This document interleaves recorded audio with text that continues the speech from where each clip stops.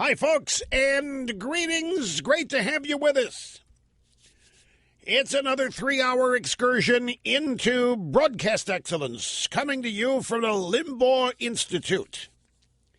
For advanced conservative studies, a telephone number if you want to be on the program, 800-282-2882. And the email address, lrushball@eibnet.com. So I'm in a meeting yesterday afternoon at home. Friend came by, hadn't seen the friend in a while, and in the middle of the meeting, the phone starts going nuts. It starts ringing, and my phone never rings because nobody ever calls me because they know I don't use the phone to talk.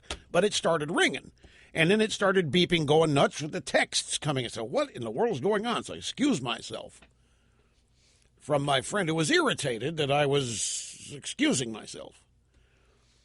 And it turns out that everybody was calling to let me know that we had hit number one on the New York Times list for November 17th. They always work a couple of weeks in advance. I remember that from my first books. Now, it's the children's list, and it's number one. And the reason it would be number one on the real list, except they don't put kids' books on the real list anymore because...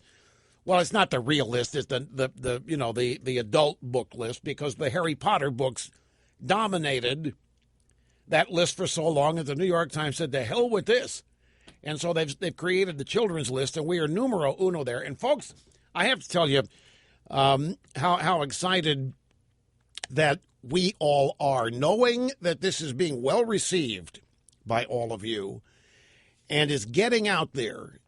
It just means the world to me that it is being accepted the way it is and snapped up. And the kids' email that we're getting, the fan mail, that horse, Liberty, the talking, traveling horse, it's just over the top. It's the best way of having kids without having kids I have ever found. I could... In fact, what we're thinking of doing, I don't know when, but we're thinking of doing on Open Line Friday just an hour or two of kids' calls. Because that's part of what we're trying to do here is spread the goodness of this program, the values of this program to as many people and demographic groups as we can.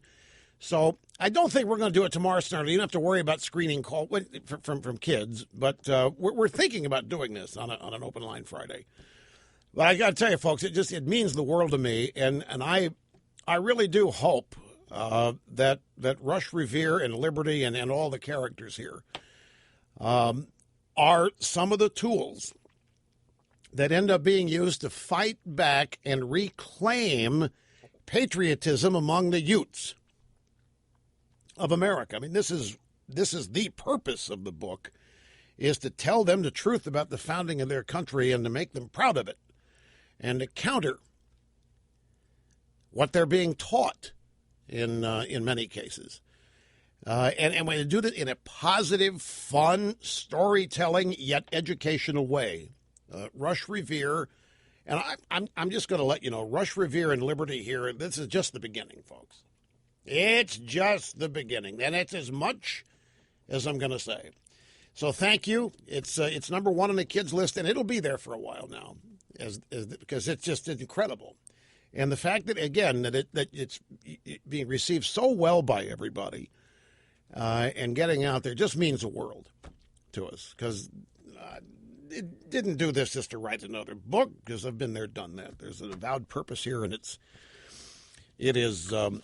working.